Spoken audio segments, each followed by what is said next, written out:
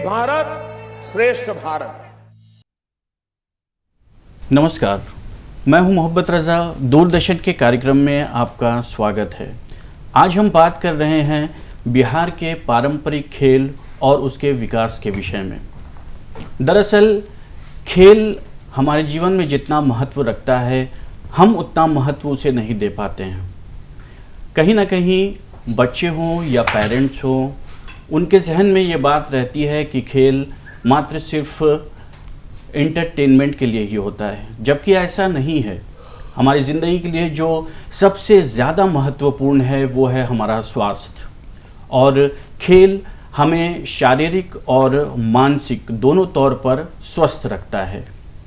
और हमारे बिहार में परंपरा रही है कि विभिन्न प्रकार के खेलों को खेला जाता रहा है, और हमारे युवा हों, बच्चे हों, बढ़ चढ़कर हमारे पारंपरिक खेलों में रुचि लेते रहे हैं। लेकिन कहीं ना कहीं आज मोबाइल और टीवी के दौर में युवाओं में हो या बच्चों में हो, थोड़ी दूरी बढ़ती जा रही है। इस विषय पर हमारे साथ बात करने के लिए आज मौजूद हैं रेसलिंग एसोसिएशन के सेक्रेटरी हैं श्री दिलमोहन झा जी। आपका बहुत बहुत स्वागत है हमारे स्टूडियो में। और साथ में ही हमारे मौजूद हैं कुश्ती के यानी रेसलिंग के नेशनल प्लेयर हैं आदित्य राज। आपका बहुत बहुत स्वागत है। धन्यवाद। आज हम चर्चा कर रहे हैं हमारे बिहार के पारंपरिक खेल के विषय में।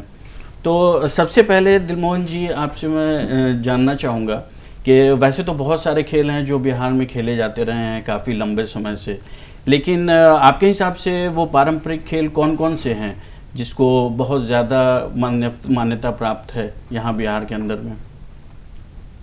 बिहार में प्राचीन काल से ही परंपरागत खेल खेला जा रहा है। जी जी।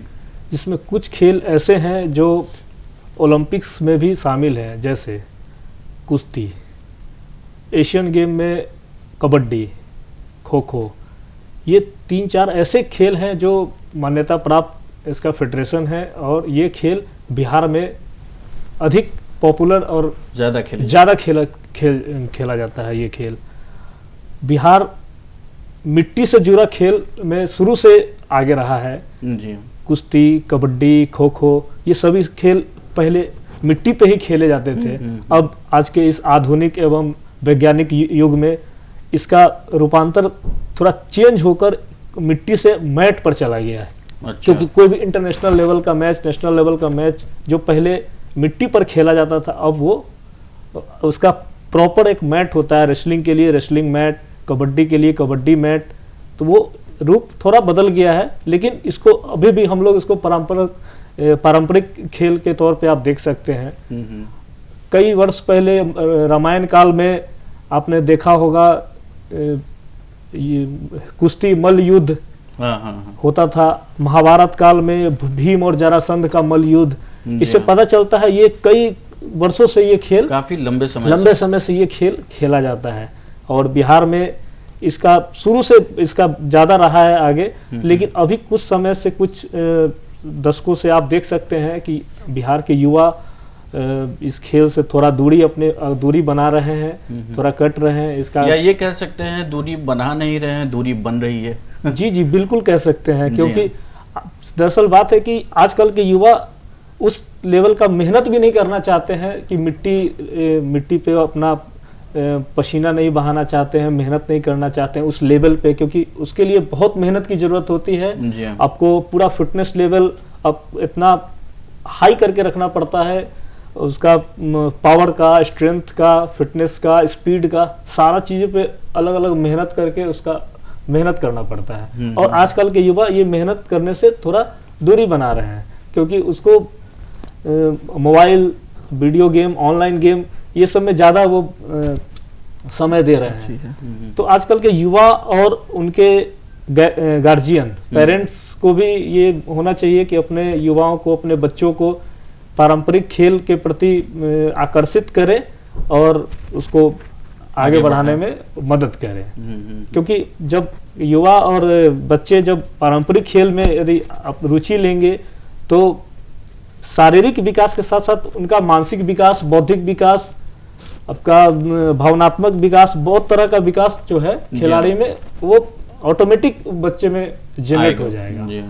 तो पारंपरिक खेल से युवाओं को जोड़ना चाहिए, उसे बहुत तरह का बेनिफिट लाइफ में मिलेगा। बिल्कुल। आदित्य, आप एक खिलाड़ी हैं, नेशनल भी खेल चुके हैं, गोल्ड मेडलिस्ट हैं, तो माइनर के, तो आप ये बताइए कि एक खिलाड़ी के तौर पर जो अभी हमारे प्रदेश में जो पारंपरिक खेल हैं उनकी जो परिस्थितियां हैं वो किस तरह आंकते हैं आप, या वो कैसी होनी चाहिए या अभी कैसी है? सर, अभी परिस्थिति तो यहाँ की उतनी अच्छी नहीं है जितनी पहले थी जी। अभी ज़्यादा यहाँ के युवा रुचि नहीं ले रहे हैं इसमें, और जो ले रहे हैं वो भी उतना नहीं कर पाते हैं, और यहाँ पे उतना फैसिलिटी भी नहीं मिलती है। हमारे स्टेट में उतनी फैसिलिटी भी नहीं है, क्योंकि हर ज़िले में एक रेसलिंग मैट अनिवार्य होना चाहिए जिस पे बच्चा अपना कुश्ती लड़ सके, और ये यहाँ पे नहीं है अभी। और अखाड़ा उखाड़ा जो होता है रेसलिंग का, वो भी यहाँ पे अभी उपलब्ध नहीं है हर ज़िले में। जिस तरह रेसलिंग की बात की, उस तरह जैसे और बाकी हमारे पारंपरिक खेल हैं जी सर, उनमें बहुत सारे खेल भी आते हैं, जैसे पहले ज़माने में पिट्ठू वगैरह भी खेला जाता था जिसमें काफ़ी भाग दौड़ होती थी, या पकड़म पकड़ी है, या ये इस तरह के जो खेल जो मतलब बच्चे आंगन में गांव में खेलते थे, या गार्जियन भी उन सब चीज़ों में पार्टिसिपेट करते थे उनको एंटरटेन करने के लिए। इन सब खेलों के बारे में क्या कहना चाहेंगे आप, अभी कैसे देखते हैं आप उन्हें? सर, अभी तो ऑनलाइन का ज़माना हो गया हुआ है, तो ऑनलाइन में गार्जियन भी अपने बच्चे को दे देते हैं, फ़ोन दे देते हैं, और बच्चा भी फ़ोन पे अपना लगा रहता है, तो वो भी छोड़ देते हैं अपना। यही कारण है कि बच्चे अब बाहर का गेम खेलना उतना नहीं चाहते हैं। तो ऐसी आपके हिसाब से कौन सी चीज़ है जो मतलब वो अगर देखें तो मोबाइल की वजह से ज़्यादा ये जी दूरी बन रही है? जी बिल्कुल। मोबाइल में ऑनलाइन गेम्स हैं, बच्चे वही खेलते हैं अब। दिलमोहन झा जी, जैसा कि हम लोगों ने बात की कि जो अभी मोबाइल, टीवी, ये सारी चीज़ें हैं, इन सब चीज़ों की वजह से जो है जो भाग दौड़ वाले खेल होते थे जिसमें शारीरिक परिश्रम होता था या मानसिक तौर पर जो हमें स्वस्थ रखते थे, वैसे खेल से दूर हो रहे हैं कहीं ना कहीं। उन सब खेलों में वापस से दोबारा से युवाओं में हो या बच्चों में हो रुचि पैदा करने के लिए आखिर हम अपनी तरफ से क्या कर सकते हैं जिससे दोबारा से फिर वही चीज़ मोबाइल की तरफ ज़्यादा कंसंट्रेट ना करके वो उन सब खेलों पर ध्यान दें जिससे वो ज़्यादा स्वस्थ रह सकें? जी, अब सबसे पहले हमको स्कूल के लेवल से हम लोग को प्रयास करना पड़ेगा, क्योंकि बच्चे स्कूल में आते हैं, वहाँ शारीरिक शिक्षक, हर स्कूल में शारीरिक शिक्षक के तरफ से ये निर्णय लिया जाए उसके प्रिंसिपल से कि सभी बच्चों को, युवाओं को, स्कूल में जो भी बच्चे पढ़ते हैं उनके लिए ये शारीरिक शिक्षा कंपलसरी है, खेल में पार्टिसिपेशन कंपलसरी हो। उसका जो खेल में बेहतर प्रदर्शन करेगा उसका परीक्षा, वार्षिक परीक्षा में उसका अंक निर्धारित किया जाए कि जो बेहतर प्रदर्शन करेगा, जो खेल कूद में पार्टिसिपेट करेगा, उसको अलग से नंबर उसको दिया जाए ताकि युवाओं और बच्चों में आकर्षण बढ़े और वो खेल में भाग ले। इससे ये कंटिन्यूएशन कम से कम एक बनेगा, टच में बना रहेगा, और खिलाड़ी जब इससे जुड़ेंगे और वो अपना प्रदर्शन अच्छा करेंगे और एक लेवल पे स्कूल स्तर से जिला स्तर, जिला स्तर से राज्य स्तर, राज्य स्तर से राष्ट्रीय स्तर और राष्ट्रीय से अंतर्राष्ट्रीय स्तर पे वो जाएंगे, तो डेफिनेटली एक दो खिलाड़ी, 2 4 5 खिलाड़ी यदि आगे बढ़ेंगे तो उसको देख के और भी विद्यार्थी और भी युवा उससे जुड़ेंगे साथ में। बिल्कुल, यानी स्कूल लेवल पर ही ये होना ज़्यादा जरूरी है। स्कूल लेवल से शुरुआत बेहतर रहेगा, क्योंकि खिलाड़ी वहीं से रॉ मटेरियल जो कहते हैं कि किसी सीनियर जिसका एज 20 से एबव हो चुका है वहाँ से शुरुआत करना और 12-13 साल 11 साल का बच्चा को तैयार करना, तो स्कूल लेवल से तैयार करने में मेरे हिसाब से वो ठीक रहेगा और बच्चे आगे भी आएंगे और एक लेवल तक जा सकते हैं, उनके पास समय भी रहेगा वो। अच्छा, ये ऐसा क्यों लगता है जैसे कि हमारे पेरेंट्स की ये सोच होती है कि ज़्यादा खेलने पर जो है वो टाइम वेस्ट है, या ये इस तरह की चीज़ें कि खेलेगा, सिर्फ उस पर ही फोकस करेगा, तो पढ़ाई जो है वो हैम्पर हो सकती है। तो इन सब चीज़ों को किस तरह मतलब आखिर पेरेंट्स को ये करना चाहिए, उन्हें प्रमोट करना चाहिए उन सब खेलों के लिए? देखिए, ऐसा कहीं नहीं है कि जो बच्चा खेलता है वो पढ़ाई में वो अच्छा प्रदर्शन नहीं कर पाता है। जो स्पेशली जो खेलता है वो खेलने से उसका मानसिक विकास, बौद्धिक विकास होता है और उसका माइंड इतना मतलब जनरल किसी स्टूडेंट से अधिक उसका तेज रहता है दिमाग, तो वो पढ़ाई में भी वो बेहतर करता है प्रदर्शन।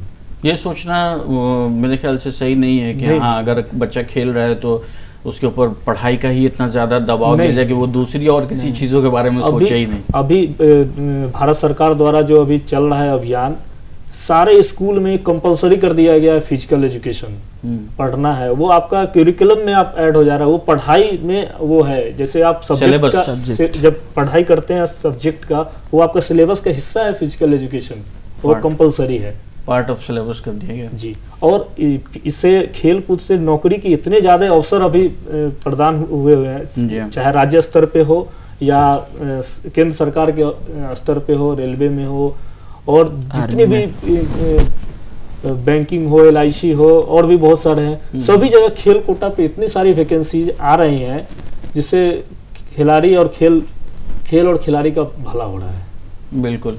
तो पर्सनल लेवल और प्रोफेशनल लेवल, ये दो चीज़ें होती हैं। तो खेल को ज़्यादातर लोग जो है वो पर्सनल लेवल पे लेते हैं, लेकिन इसके साथ साथ ये प्रोफेशनल लेवल भी हो सकता है ना? तो अपनी एक पहचान बनाने के लिए हो या अपने आप को फिट रखने के लिए हो या इन सब चीज़ों के लिए हो, कितना ज़रूरी है खेल? मतलब अगर हम खेलें तो ये कितना सहायक होगा हमारे प्रोफेशनल लेवल से भी? बिल्कुल। आजकल के आधुनिक और वैज्ञानिक युग में देखते होंगे कि सभी लोग अपने आप बिजी शेड्यूल में इतना ज़्यादा बिजी रहते हैं कि वो अपने लिए समय नहीं निकाल पाते हैं। जी हाँ।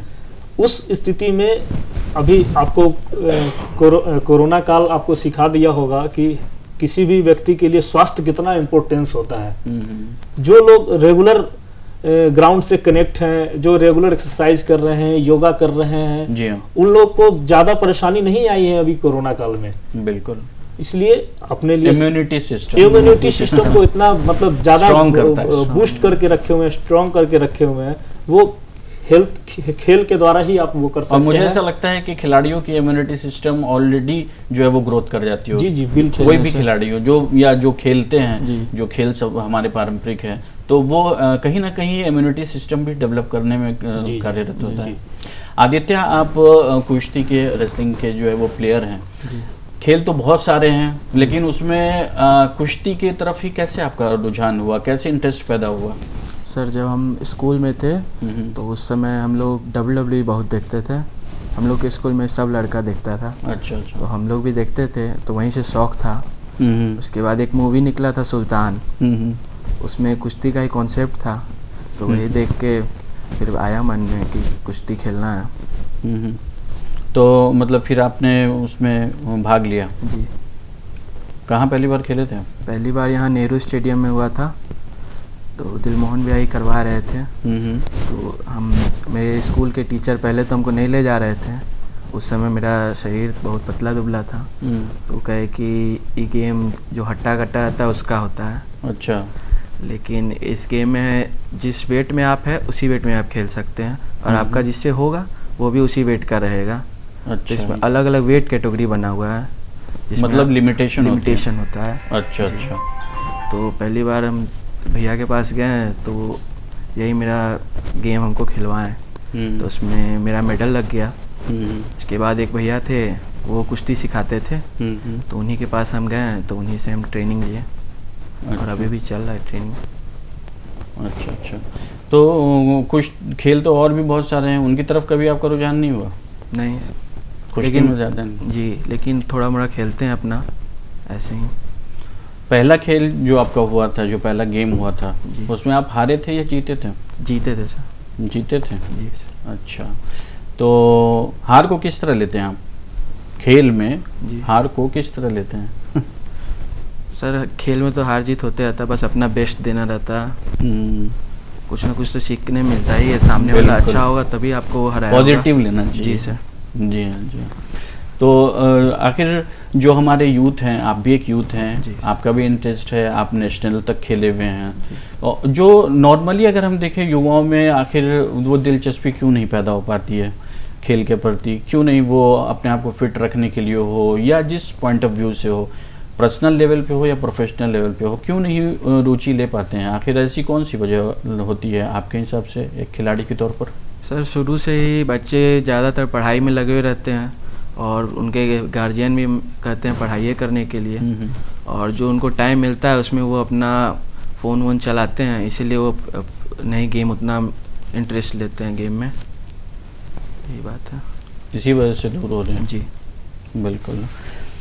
हाँ, दिलमोहन जी, जैसे कि आप कुश्ती एसोसिएशन के जो है वो सेक्रेटरी रहे हैं और काफ़ी समय से जुड़े हुए हैं खेलों से, जो कुश्ती के लिए जो चीज़ें ज़रूरी होती हैं उसमें कौन कौन सी चीज़ें होती हैं जो बहुत ज़्यादा महत्व रखती हैं कुश्ती के खेल के लिए? आज से कई वर्ष पहले कुश्ती को अखाड़ा में खेला जाता था, मिट्टी के अखाड़े में, लेकिन इंटरनेशनल लेवल पे जो भी मैचेज होती हैं वो रेसलिंग मैट पे होता है।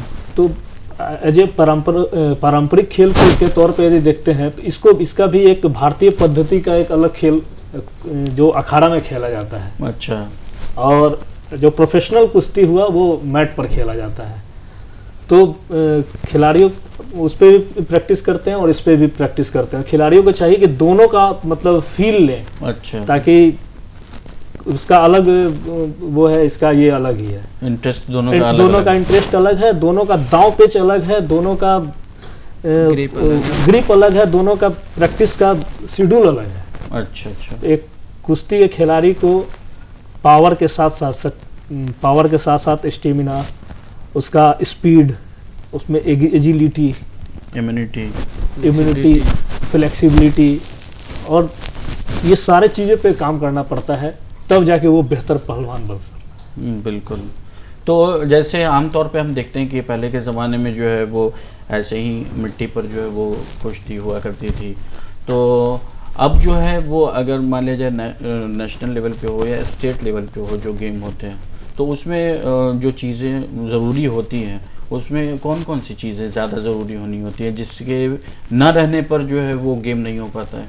एक तो सर मैट, रेसलिंग मैट अभी ज़्यादा आवश्यक होता है। पहले क्या होता था कि अखाड़े वाले कुश्ती पे चित और पट होता था, चित कर दिया मतलब हो गया खत्म। अच्छा। लेकिन अभी के जो प्रोफेशनल रेसलिंग मैट पे जो मैच होता है उस पे चित तो है ही, उसके अलावा सिंगल 1 पॉइंट, 2 पॉइंट, 4 पॉइंट का मैच होता है। अच्छा।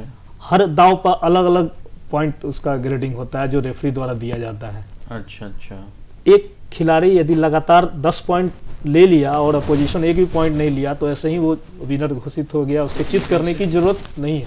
अच्छा। लेकिन पहले की कुश्ती में होता था कि उसको चित करेगा तभी वो जीतेगा। हाँ, पहले ज्यादातर जो हम लोग देखते हैं नहीं रहता था, टाइम का उसमें टाइम लिमिटेशन शायद नहीं होती थी। अब है कि 3-3 मिनट का 2 राउंड होता है, दोनों राउंड मिला के जो जिसका ज्यादा पॉइंट होता है वो विनर घोषित होता है। अच्छा, यानी बीच में 30 सेकंड का 30 सेकंड का बीच में ब्रेक होता है ना, और 3-3 मिनट का ही होता है, यानी कुल 6.5 मिनट का ही ये गेम होता है। 6 मिनट का खेल होता है जिसमें 30 सेकंड का ब्रेक मिलता है। तो उस पर विनर घोषित हो जाते हैं जी। जो पॉइंट्स हैं, अगर वो 6 मिनट के अंदर में जो पॉइंट्स मिले उस पॉइंट्स के अकॉर्डिंग वो विनर हो जाते हैं। जी, जिसका अधिक पॉइंट होगा वो विनर। और अगर इक्वल हो गया तो जो लास्ट स्कोर करता है वो जीतता है। अच्छा, अगर इक्वल हो गया तो बिल्कुल। अच्छा, आपको आदित्य गोल्ड मेडल जब हासिल हुआ तो उस टाइम में आपको कैसा फील हुआ था? सर बहुत खुशी हुआ था। आपने कभी सोचा था इससे जुड़ी हुई कुछ बातें बताएं, आपको कैसा एक्सपीरियंस रहा? सर पहले तो उतना नहीं सोचे थे क्योंकि फर्स्ट टाइम था मेरा, उसके बाद फिर धीरे धीरे खेलते गए और धीरे धीरे मेडल लगते गया। तो उस टाइम में आपकी क्या उम्र थी? सर 14 साल। 14 साल की? जी सर। तो आपका मैच जो हुआ था उस टाइम किससे हुआ था? सर फर्स्ट मैच सर यहीं पे हुआ था, मोतीपुर साइड का वो लड़का था, उसका नाम भी आदित्य था। तो मेरा उससे फर्स्ट मैच हुआ था, तो मैं उससे जीत गया था टेक्निकल सुपीरियरिटी से 0-10।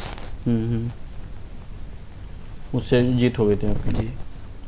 अच्छा। दिलमोहन जी, जैसा कि हम लोग बात कर रहे थे, ये जो हमारे पारंपरिक गेम्स हैं, तो उनसे जुड़े हुए जो उनको उनके विकास के लिए हो या उसके अंदर दिलचस्पी पैदा करने के लिए हो, हमारे सरकार की तरफ से हो, किस तरह के सकारात्मक जो है वो कदम उठाए जा रहे हैं, या हम लोग जो है वो किस तरह के सकारात्मक कदम उठा सकते हैं जिससे उनको प्रमोट किया जाए और उस चीज़ को आगे बढ़ाया जाए?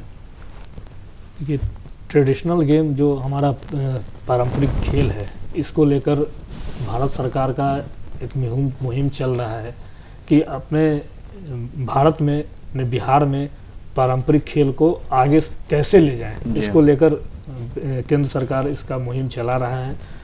कुछ खेल जो पहले खेला जाता था, पिट्टो, गिल्ली डंडा, पकड़म पकड़ी, जंजीर, ये सब खेल जो अब स्कूल में भी इस खेल को ऐड किया जा रहा है। शारीरिक शिक्षक को ट्रेंड किया जाता है, इसके बारे में बताया जा रहा है कि आप अपने स्कूल के विद्यार्थियों को कैसे आप पारंपरिक खेल को उसको सिखाएं, उसको कराएं। और बहुत सारा खेल ऐसा है जो फेडरेशन में भी ये खेल सब इंक्लूड हो रहा है। अच्छा। जिसकी मान्यता केंद्र सरकार दे रही है। अच्छा, बहुत सारे खेल, जैसे कौन कौन से? जैसे अभी एक चैन स्पोर्ट्स करके एक अभी आया हुआ है, चैन स्पोर्ट्स। उसमें जो इवेंट है जो पारंपरिक खेल से जुड़ा हुआ है, जैसे आपका चील झपट्टा। अच्छा। बीच में रुमाल आता था और दोनों साइड से आता था, उसको उठा के लेके भागना। जंजीर टाइप का, एक को जिसको छू दिया वो उसके चैन में जुड़ गया, फिर जिसको छुआ फिर वो चैन बनता गया, इस तरह करके ये सब खेल भी अभी इंक्लूड हो रहा है अभी। अच्छा। खेल कैलेंडर में इन चीज़ों को, इन सारे गेम को भी जो है वो जी इन सारे खेल को भी प्रमोट करने के लिए केंद्र सरकार इस खेल को जोड़ रही है। और यहाँ राज्य के स्तर पर जो है वो सरकार के क्या क्या कदम रहते हैं जिससे सहायता? जैसे अभी राज्य सरकार के स्तर पे अभी जैसे हर जिला में एकलव्य सेंटर खोला जा रहा है। अच्छा। एकलव्य सेंटर में राज्य के जो बेहतरीन खिलाड़ी होते हैं वो ट्रायल के माध्यम से चुने जाते हैं, और उसमें वो खिलाड़ी को रहना, खाना, पीना, पढ़ाई लिखाई, प्रैक्टिस, प्रॉपर कोच, सारा सुविधा बिहार सरकार की तरफ से दिया जा रहा है। अच्छा, तो इसमें खिलाड़ियों को प्रोत्साहित करने के लिए भी कुछ अलग से रखे जा रहे हैं प्लान? जो बेहतर खिलाड़ी होते हैं वही एकलव्य सेंटर में उनका एंट्री हो पाता है, और वो उसमें प्रशिक्षण लेने के बाद वो राष्ट्रीय स्तर के प्रतियोगिता में बेहतर प्रदर्शन यदि करते हैं तो उनको अलग से उनको सम्मानित किया जाता है राज्य स्तर पे। हर साल खेल दिवस पर बिहार सरकार खिलाड़ियों को उसको राशि और प्रशस्ति पत्र सम्मानित करती है। जी। अच्छा, बिल्कुल सही बात है। आदित्य, आप जैसे कि खिलाड़ी हैं, तो जैसे आगे बढ़ना हर कोई चाहता है, चाहे वो खिलाड़ी हो या जो जिस फील्ड में होता है, चाहता है कि हम अच्छे से अच्छा करें। अगर कहीं गेम होता है कहीं भी, तो ओलंपिक हो या कोई भी हो, वहाँ हर कोई यही सोच के जाता है कि मुझे अच्छा से अच्छा प्रदर्शन करना है। तो इसकी तैयारी में एज ए प्लेयर जो है वो आपको किन किन तरह की चुनौतियों का सामना करना पड़ता है? आखिर कौन कौन से ऐसी चीज़ें आती हैं जो रुकावट डालती हैं जिससे आपको लड़ना पड़ता है? सर, सबसे पहले तो चोट। गेम में आप अगर कोई भी गेम खेल रहे हैं, प्रैक्टिस में आपको चोट लग सकता है, तो इसका ध्यान रख के सब खेलता है प्रैक्टिस में अपना। और उसके बाद शेड्यूल में कुछ शेड्यूल में सर अपना एक रूटीन बनाया जाता है कि किस समय हम लोग को क्या चीज़ का प्रैक्टिस करना है और कौन से मूव का प्रैक्टिस कब करना है, ये सारी चीज़ें। जी बिल्कुल। तो आखिर देखिए, एक छोटी सी बात मतलब आपसे ये पूछना चाहूँगा मैं चलते चलते कि पढ़ाई लिखाई हमारे लिए बहुत ज़रूरी है। हर पेरेंट्स ये जानते हैं तो पढ़ाई लिखाई के साथ साथ खेलों में भी रुचि लेना ज़्यादा ज़रूरी है। इन सब चीज़ों को आप किस तरह अपने पेरेंट्स, जो हमारे पेरेंट्स हैं, उनको संदेश देना चाहेंगे ताकि वो बच्चे में वो जागरूकता बनाए रखें? क्योंकि हर बच्चे के ऊपर कोई ना कोई पेरेंट्स होता है और वो उसी प्रकार करते हैं जैसा उनके पेरेंट्स चाहते हैं। अगर पेरेंट्स चाहेंगे कि बच्चा मोबाइल पे टाइम न दे करके जो ग्राउंड है उस पर खेले, तो वो ज़्यादा उस चीज़ पर फोकस करेगा। तो आप क्या संदेश देना चाहेंगे जितने भी पेरेंट्स हैं, युवा हैं, बच्चे हैं, उनको जो हमारे पारंपरिक बिहार के खेल हैं उसमें रुचि लेने के लिए?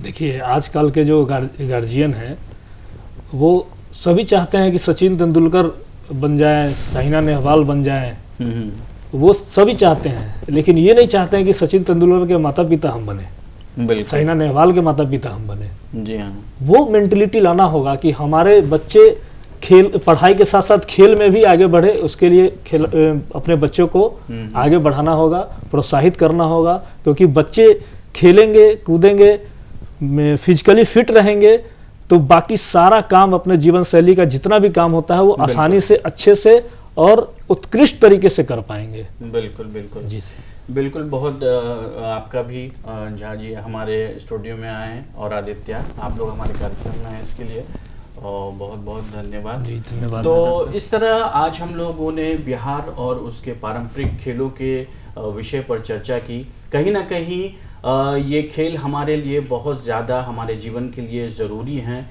और ये हर किसी की जिम्मेदारी है, ये हमारा कर्तव्य है कि हम उन पारंपरिक खेलों को बनाए रखें, क्योंकि हमारे आने वाली पीढ़ी जो है वो कहीं इन खेलों से दूर ना हो जाए, अनजान ना हो जाए। इसी के साथ मुझे दीजिए इजाज़त, तब तक के लिए नमस्कार।